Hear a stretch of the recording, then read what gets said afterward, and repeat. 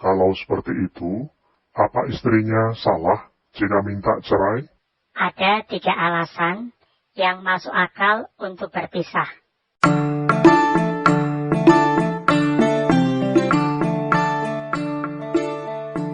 Subscribe dan lonceng itu gratis.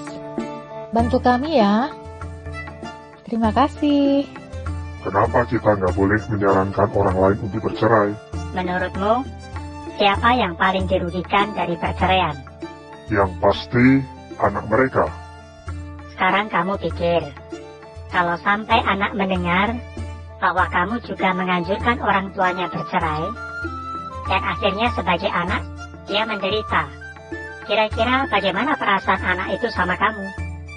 Wah, bisa marah sama saya. Kamu pasti nggak mau kan? Kalau anak itu akhirnya berpikir bahwa dia menderita akibat dari saranmu ke orang tuanya, dan juga kalau kamu menyarankan untuk bercerai, apakah pasti istrinya itu mau cerai dari suaminya? Belum tentu. Jadi walaupun awalnya saranmu itu baik, tapi setelah dia cerai, dan ternyata hidupnya jauh lebih sengsara, dia akan menyalahkan siapa? Pasti aku disalahin. Jadi gimana dong? Cara bantu dia agar bisa lepas beban hidupnya? Itu namanya maju kena, mundur kena. Mau cerai ada resiko, mau bertahan siksaan batin.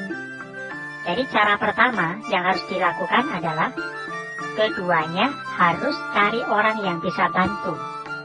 Jangan malu minta tolong. Kalau suaminya nggak mau, karena malu, bagaimana? Biarpun suaminya nggak mau, dia harus minta nasihat dari orang yang dia percaya. Mungkin dia akan dapat nasihat untuk bisa mengendalikan kata-katanya pada suami saat dia sedang emosi. Atau dia harus belajar kapan waktu bicara dan kapan waktu diam. Kalau dia bisa belajar itu, mungkin tidak bisa menghilangkan pertengkaran, tapi bisa memperkecil pertengkaran. Kalau saya lihat, sejak dia sering curhat sama Nyonya, kelihatannya ributnya tidak sesering dulu. Kalau dulu, tiap hari beberapa kali piring pecah. Kalau sekarang, paling 2 atau 3 kali seminggu bertengkar. Saya pernah dengar Nyonya memberikan nasihat agar istrinya itu tidak terlalu menuntut suaminya untuk berubah, tapi dia sendiri yang harus berubah lebih dulu. Dan beberapa kali Nyonya sempat kutip kalimat sebuah buku, cepat mendengar tapi lambat berbicara. Jadi istrinya disarankan, kalau suami sedang marah, coba dengar dulu alasan dia marah apa. Mungkin sedang kesal dengan sesuatu. Jadi kuncinya, jangan menuntut orang berubah dulu ya. Tapi kita sendiri yang harus duluan berubah. Salah satu perubahan bisa dimulai dari cara kita bicara, harus tahu kapan waktunya. Betul kan? Betul sekali. Kamu sekarang jadi tambah pintar. Iya dong. Rugi berteman sama kamu kalau tidak pintar-pintar. Tapi bagaimana kalau istrinya nggak tahan dengan perlakuan suaminya yang tidak berubah? Apa kamu tahu apa masalah mereka sehingga ribut terus?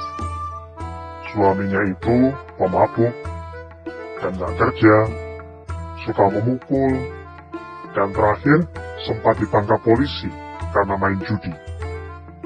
Yang saya tahu, Tuan juga sudah berkali-kali coba bantu suaminya, tapi kelihatannya tidak ada perubahan. Hanya istrinya yang lebih kuat menghadapi perilaku suaminya selama ini.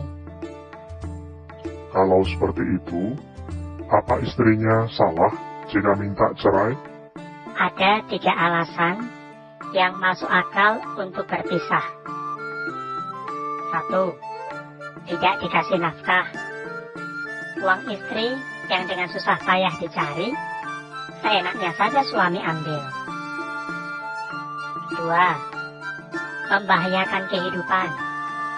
Main pukul, atau sempat diancam dibunuh, dan lain-lain. Dan 3. Memaksa melakukan sesuatu yang melanggar hukum dari pencipta alam semesta. Kalau itu alasannya masuk akal, kenapa nggak cerai saja? Kan suaminya sudah termasuk melakukan hal-hal tadi.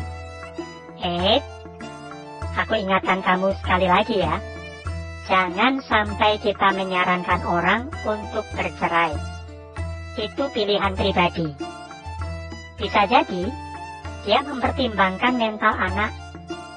Atau suaminya bisa seperti itu, karena ada yang memengaruhi. Dan mungkin saat ini, istrinya sedang berjuang untuk melepaskan suaminya dari pengaruh itu. Jadi kita harus menghormati keputusan istri seperti itu. Bukannya cepat-cepat sarankan untuk cerai. Oke, jadi intinya apa? Kalau ada pasangan hidup yang bermasalah, dan itu jadi beban hidup kita terus-menerus. Intinya, carilah bantuan. Dan putuskan secara pribadi jika sudah tidak tahan. Jangan minta orang lain membuat keputusan untuk berpisah atau tidak. Karena orang lain tidak tahu persis bagaimana perasaan dan kondisi yang bersangkutan. Terima kasih banyak untuk penjelasanmu. Tanpa sadar, kita sudah banyak ngobrol tentang cara menghadapi beban hidup. Semoga obrolan ini bukan sekedar teori, tapi bisa dipraktekkan. Memang tidak mudah, tapi kalau kita tidak mencoba, kita tidak akan bisa menghadapi beban hidup, apalagi mengatasinya. Belajarlah dari orang yang lebih berpengalaman, tapi bukan meminta mereka memutuskan apa yang terbaik bagi perkawinan Anda. Yakinlah akan potensi Anda sendiri untuk terus belajar memperbaiki hal-hal yang bisa memperkecil konflik dalam rumah tangga yang merupakan beban hidup tanpa batas waktu. Mulailah belajar cara berkomunikasi dengan pasangan, jangan menjawab sebelum tahu persis maksud dan motif kata-katanya. Kadang, kata-katanya bercanda, tapi karena Anda lelah, maka kata-katanya bisa menyakitkan bagi Anda. Jika situasi sudah tidak bisa diatasi, dan Anda tidak sanggup lagi, putuskan secara pribadi yang Anda rasa baik dan benar. Jangan libatkan orang lain mengambil keputusan bagi Anda dan pasangan Anda.